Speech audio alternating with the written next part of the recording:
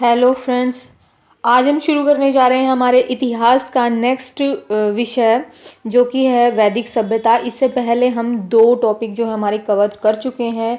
अगर उन दो टॉपिक की जो आपने क्वेश्चंस की सीरीज़ नहीं देखी है, ऑब्जेक्टिव टाइप क्वेश्चन में हमने अपलोड किए हैं, तो आप प्लेलिस्ट में जाकर, हिस्ट्री की प्लेलिस्ट में जाकर चेक कर सकते हैं, या आपको डिस्क्रिप्शन में लिंक मिल जाएंगे, उससे भी आप जो है प्रैक्टिस कर सकते हैं।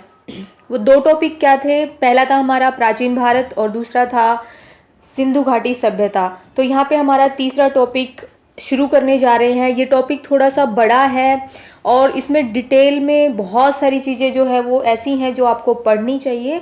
तो हम यहाँ पे जो है अगेन अपने जो है 10-10 क्वेश्चन की सीरीज लेके चलेंगे, क्योंकि बहुत लंबी वीडियो बनाने से या एक ही वीडियो में बहुत सारे क्वेश्चंस जब मैं अगर आपको देने लग जाऊं तो आप जो है बहुत कन्फ्यूज़न में हो जाएंगे और आप जो है अपनी तैयारी को अच्छे से नहीं कर पाएंगे।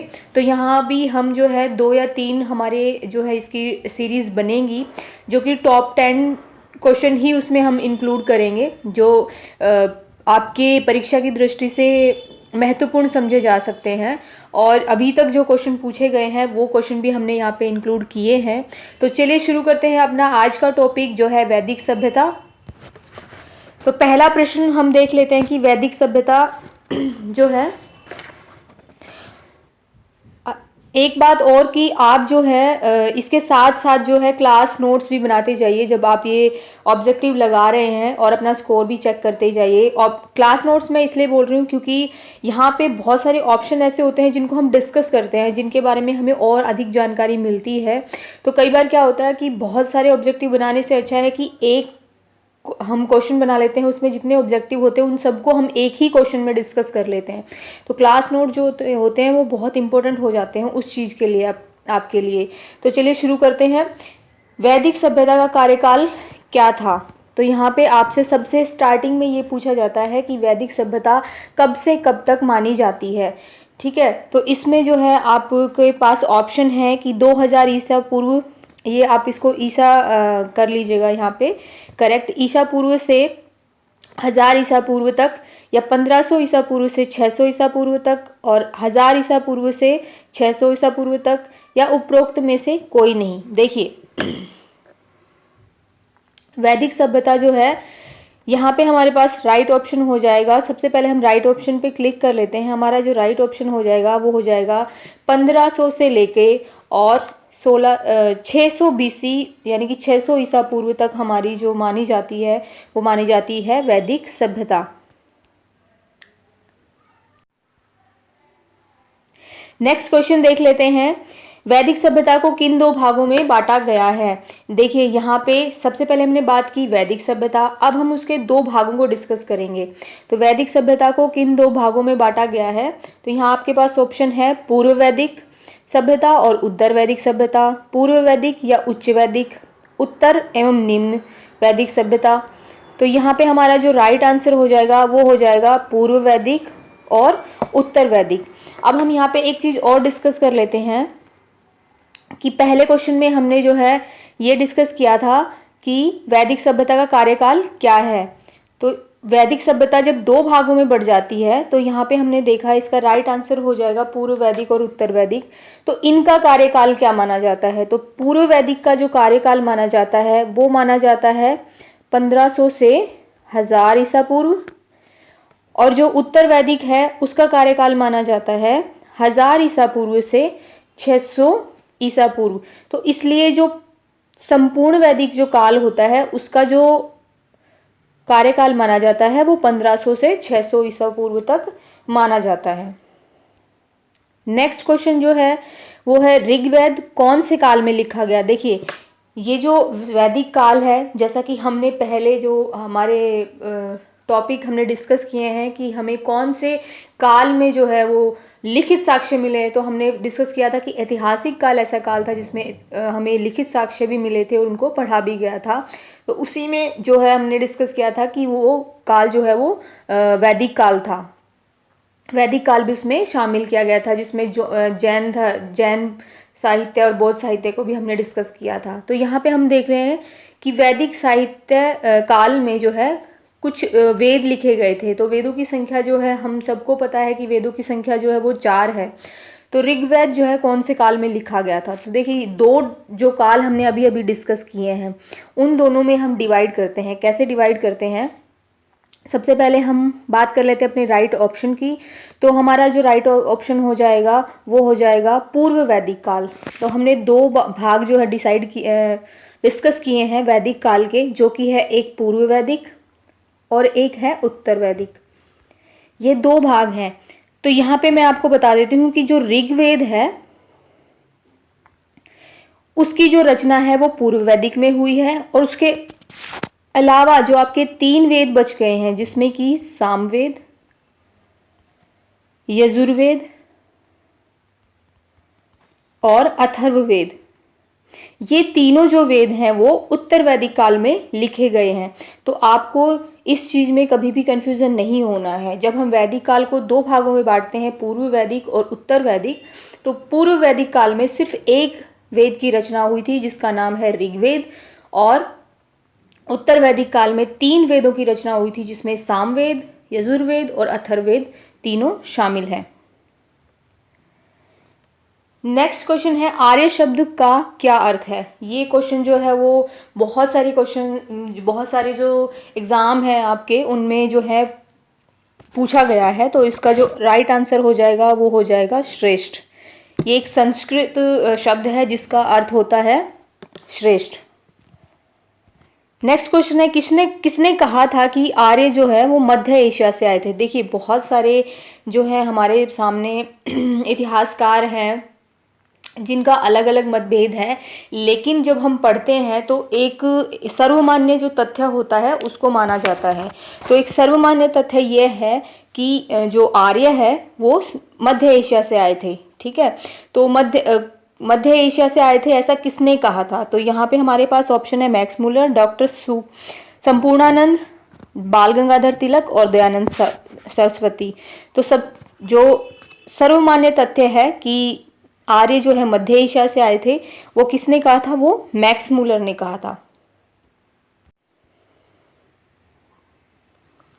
अब यहाँ पे हमारे पास जो है 3 ऑप्शन और हैं, तो उनके बारे में भी हम पढ़ लेते हैं कि जैसे कि डॉक्टर संपूर्णानंद ने कहा था कि जो आर्य थे वो आल्पस पर्वत, यानी कि यूरोप और एशिया के मध्य जो पर्वत है यूरेशिया में, वहां से आए थे। बाल गंगाधर तिलक का कहना है कि जो आर्य थे वो आर्कटिक यानी कि उत्तरी ध्रुव से आए थे।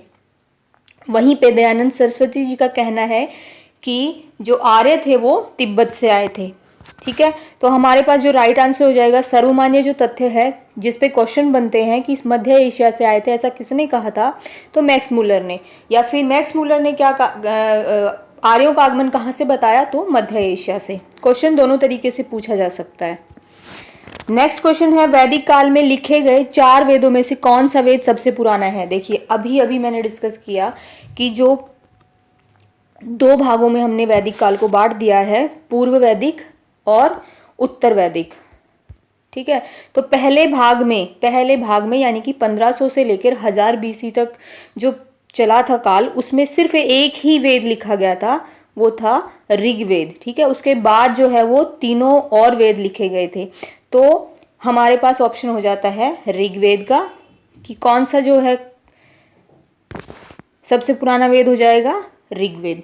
ठीक है, तो यहाँ पे हम थोड़ा सा और डिस्कस कर लेते हैं ऋग्वेद के बारे में, क्योंकि ऋग्वेद अगर आप यूजीसी नेट वगैरह की हिस्ट्री सब्जेक्ट की तैयारी करते हैं, या आप किसी ऐसे एग्ज़ाम की तैयारी करते हैं जिसमें कि हिस्ट्री का पोर्शन आपका बहुत ही ज़्यादा आने वाला है, उस पॉइंट ऑफ व्यू से देखें तो यहाँ पे आप थोड़ा सा उसके बारे में और पढ़ेंगे डिटेल में।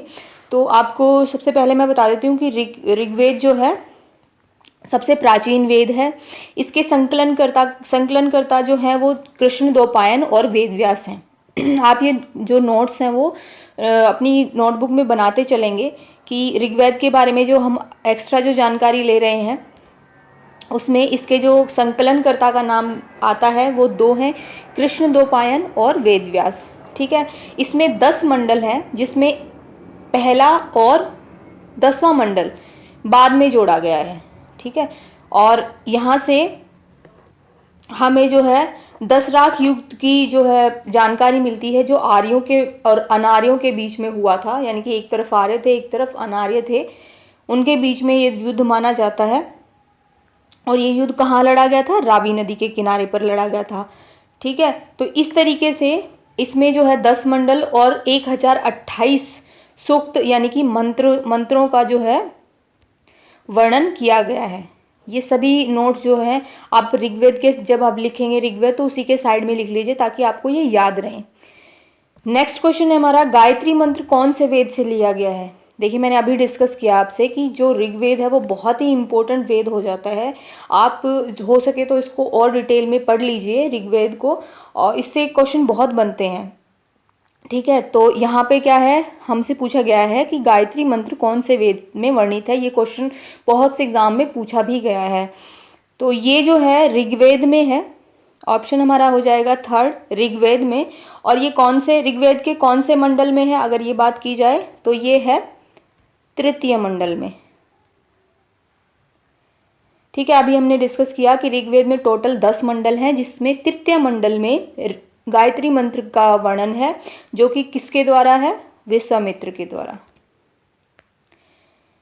नेक्स्ट जो क्वेश्चन है वो है 7 सुरों का वर्णन किस वेद में किया गया है? देखिए यहाँ पे 7 सुर जो है, हम जब संगीत सीखते हैं तो उसमें 7 सुर जो सिखाए जाते हैं या गाए जाते हैं, उनका वर्णन कौन से वेद में किया गया है?